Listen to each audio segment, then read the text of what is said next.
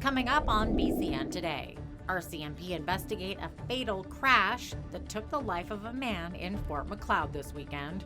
Plus, the province challenges the federal carbon tax in the Alberta Court of Appeals.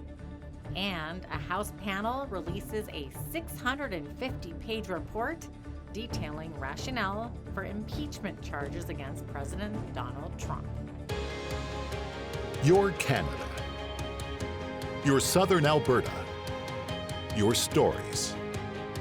From our studios in the heart of Lethbridge, it's BCN Today with Jeanette Roche.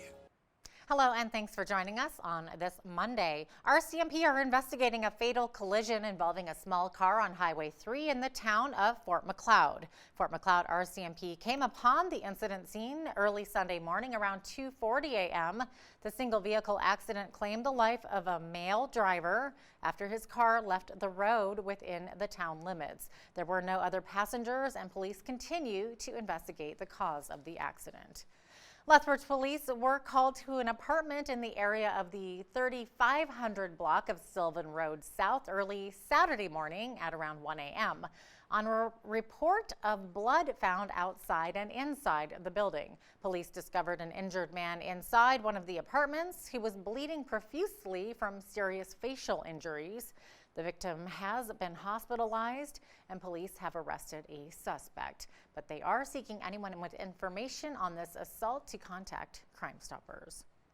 The Alberta Court of Appeal is going to start hearing the province's challenge of the federal carbon tax this morning. Lawyers for Premier Jason Kenney's government are expected to argue that Ottawa is trying to encroach on provincial powers. Regardless of the outcome, the legal battle against the carbon tax is expected to wind up before the Supreme Court of Canada. Both Ontario and Saskatchewan are already appealing to the High Court.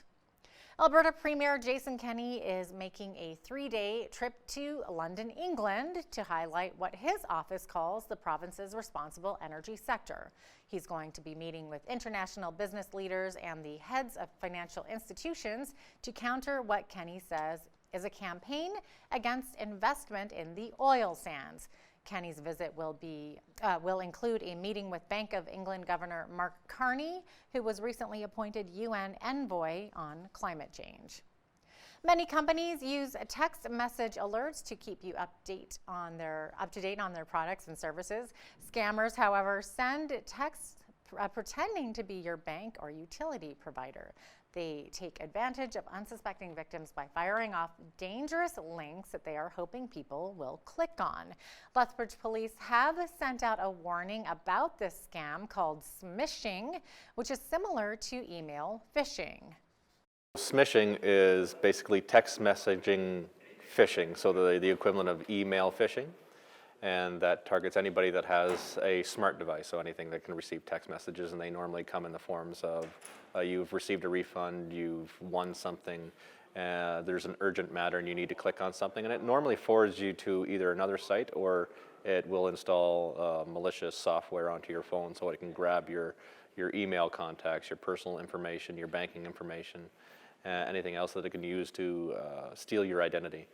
And then if you click on to the website, it might forward you to another website that looks legitimate. Lethbridge Police is reminding all cell phone users to use caution and to delete any suspicious text messages they may have received.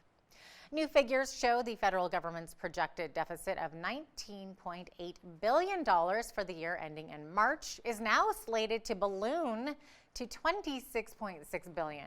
The Finance Department says the increased deficit is largely due to changes to how employee pensions and benefits are calculated, but it also accounts for a tax break that takes effect on New Year's Day.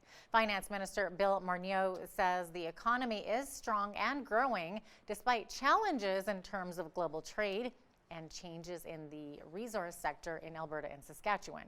The Liberals projected growth of 1.7% this year and 1.6% next year, which would make Canada the second fastest growing economy among G7 countries.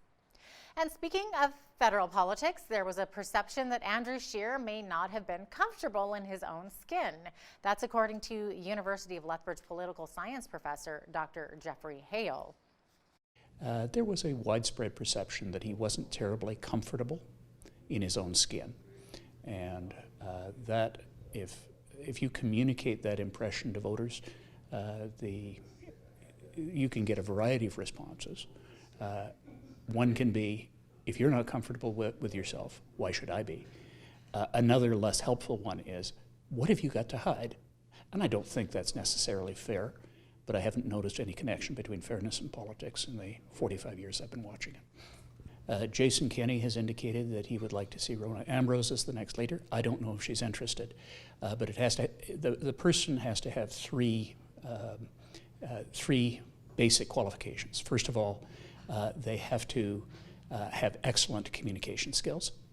Secondly, they have to be able to appeal not just to different segments of the party, but different segments of the country. And thirdly, they have to be able to speak both official languages well enough not to appear as a stranger in large parts of Canada. As the clock ticks ever closer to December 25th, nonprofit organizations are working overtime. The Lethbridge Interfaith Food Bank is no exception. They held their Christmas craft sale over the weekend. Spokesperson Joni Neufeld tells us more. So this is our first Christmas craft show, and we are excited to be using our new Co-op Community Spaces kitchen.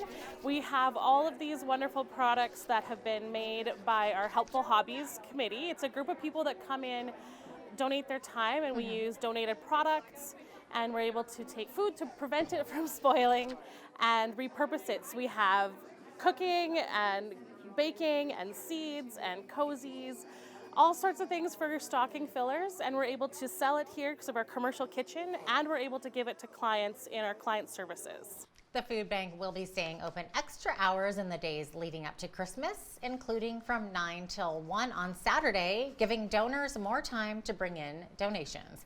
And the second door thrift store will also be open on Saturday for gift shopping. Every family has its own Christmas traditions. Many of these come from ancestors and traditions from other countries and cultures. The Southern Alberta Ethnic Association hosted Christmas Around the World over the weekend, giving us a glimpse into some of those traditions. It's a fun event with lots of food that's available for purchase, and also it's a family-friendly event with crafts available for children. Santa will be here for children to visit. They can write him a letter and they will get a response back if they include their address. There's balloon making and also cultural displays from some of our different ethnic groups. We're going to have performance for Ukrainian, for Colombia, from Alma Salvadoreña, Corazón Salvadoreño, Venezuela, India, Bhutan, and the Hungarians will be with us. The Southern Alberta Ethnic Association has been highlighting different global cultures, languages, and cuisines for around 40 years. In Colehurst, the strong community spirit was evident at the annual Breakfast with Santa Saturday morning. There were opportunities for photos with St. Nick, family activities, and a fundraising craft and bake sale. It's just a fun event, at the holidays to bring families out, and it's an initiative of our parent council here at the school, and we really like it because it brings younger families in so they can see the high school, and someday we hope that those kids will be coming to school here so they get comfortable with the building and know what it's all about. On Friday, Colehurst Elementary School students donated over 100 presents to the Angel Tree Christmas campaign. The Lethbridge Latino community held its Latin Christmas market and fiesta, offering some unique Christmas gift ideas and an opportunity to support Indigenous women in South America. There's so many amazing artisans who make beautiful things in town, Latin handicrafts, and we just wanted to celebrate Christmas the Latin way. We have Kik Mexican Boutique. They work with Indigenous women down in Mexico to provide fair trade, beautiful, unique products here. We have eco jewelry from Colombia, beautiful jewelry, colorful, made from natural products. We have delicious food vendors, so antojitos, Colombian empanadas, and other delicious goodies. The time before Christmas is a time where families and friends gather, so every night people will meet at different people's houses before Christmas, so it's really a time to spend together, which is what we want to do here today, inviting the community to experience that as well. Some exciting news from the Lethbridge Hurricanes. Both Kaylin Addison and Dylan Cousins have been added to the Team Canada roster for the World Junior Hockey Championships, which begin Labor Day in the Czech Republic. The Canes coaching staff and players think it's pretty cool that two of their own made the Team Canada roster. Yeah, it's going to be kind of a little bit of an added level of familiarity with the team. You know, we're as fans and the city, we've been used to seeing these guys for 2 years, 3 years here, skating around the ice and helping out the Hurricanes, and now they get to go help out their country.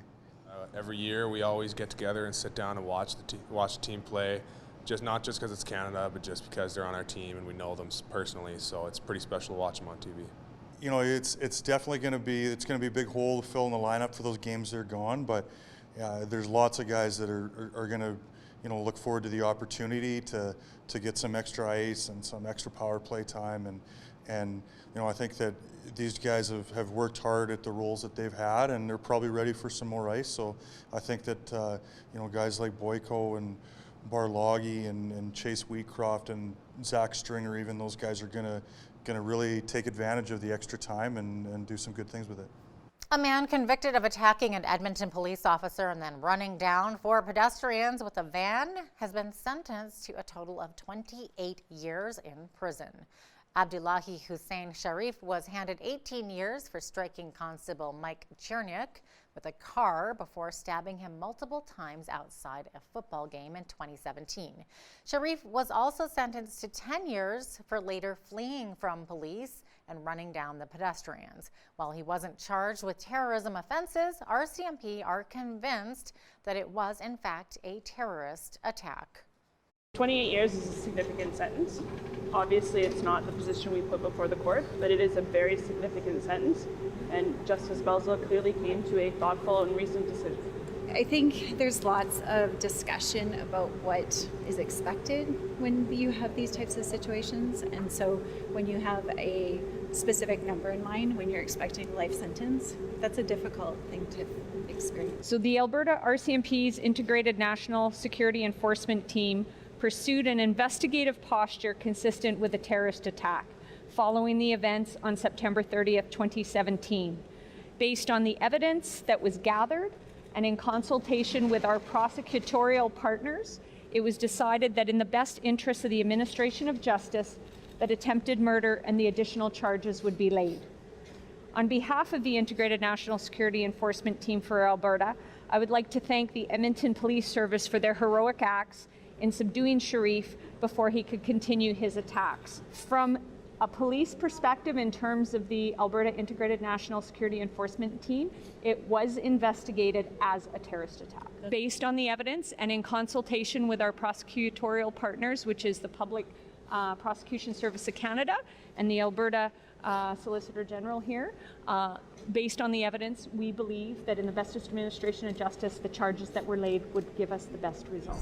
2 people have been found guilty in a 2017 Calgary quadruple killing case that stemmed from a kidnap for ransom plot. Cynthia Hunter, an aunt of the 2 victims, Glennis Fox and Tiffany Ear, says she is still struggling to make sense of what happened. It hit my heart, and I think it hit the heart of Calgary also. It's been a month, and really sitting there and trying to comprehend why. It was senseless. They were young, all of them. And to hear the guilt, the guilty, and guilty. I'm happy, but yet I'm brokenhearted because it's not going to bring my nieces back. A House panel released a 650-page report early this morning detailing its rationale for 2 impeachment charges against President Donald Trump. In laying out the charges of abuse of power and obstruction of Congress, the report accuses Trump of betraying the nation for his own political gain. The House will vote Wednesday on the impeachment articles approved last week by the House Judiciary panel. Well, it looks like we've got a bit of sunshine coming our way and some plus temperatures too. A complete look at the weather forecast is coming up after the break. Stay with us.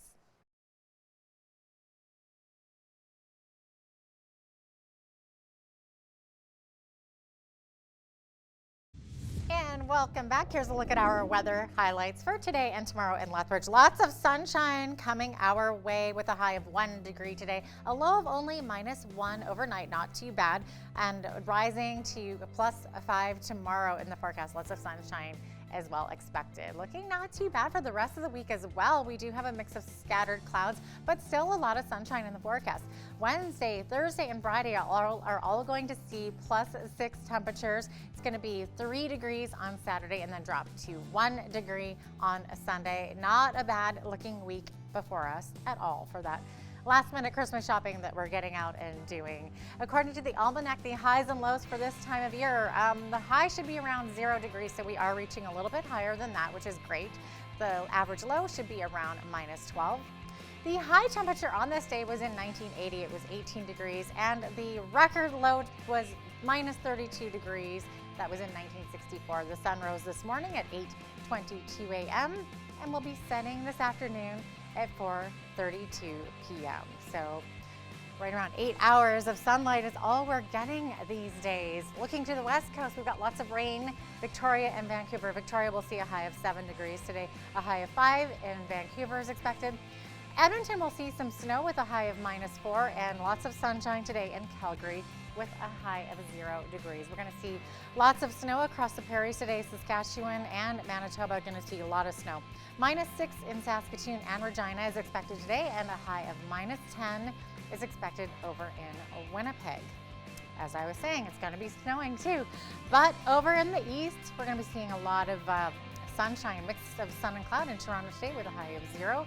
-4 is the high expected in Ottawa, and -5 is expected in Montreal today. Lots of sunshine, though, in those regions. Looking to Atlantic Canada, sunshine is well expected in Fredericton and Halifax with highs of -2 and -1 in those cities. A high of -4 is expected today in Charlottetown. They are going to be seeing a possibility of some snow there. And snow is also expected today in St. John's, Newfoundland with a high of 0 degrees. That's your forecast. Here's a look at what's happening in your community.